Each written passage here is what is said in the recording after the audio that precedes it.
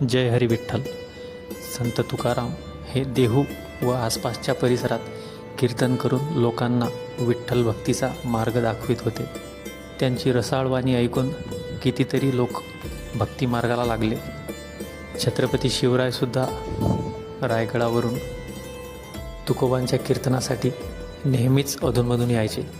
तुकोबांची मनोवेधक वाणी ऐकून शिवराय नेहमीच प्रसन्न व्हायचे.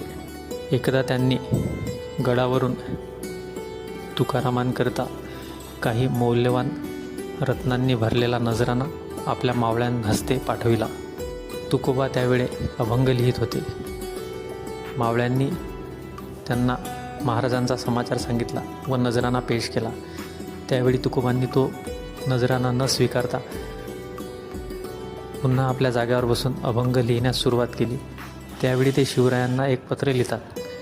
पत्रात ते लिहितात, आम्ही तेणे सुखी म्हणा विठ्ठल विठ्ठलमुखी, तुमचे ते येर वित्त धन ते मज मृत्तिके समान, कंठी मिरवा तुळशी व्रत करा एकादशी, म्हणवा हरीचे दास तुका म्हणे मज हे आस.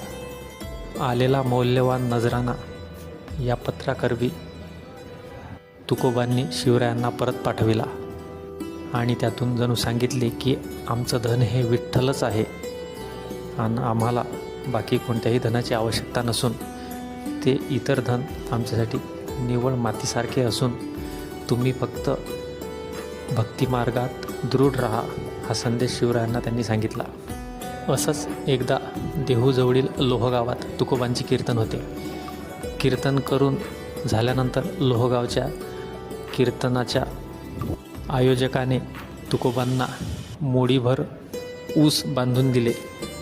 तुकोबा शक्यतो कोणाजवळूनही काही घेत नसत, परंतु त्या मनुष्याने आग्रह केल्यामुळे त्यांनी ती ऊसाची मोडी घेऊन डोक्यावर घेतली व ते चालू लागले. लोहगावातून देहूत परतल्यानंतर देहूमधील लहान मुले तुकोबांच्या मोडीतील एक एक ऊस ओढून पळून जाऊ लागली. तुकोबा मात्र त्यांना मना करत नव्हते. कुणीही येत होतं आणि ऊस घेऊन जात होतं.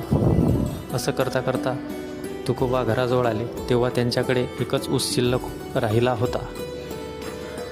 तो ऊस त्यांनी जिजाबाईच्या म्हणजेच तुकोबांनी पत्नीच्या हाती दिला.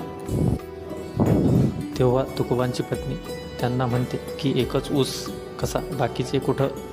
तेव्हा तुकोबा म्हणतात की जसा आपले मुलं हा ऊस खातील तसाच इतर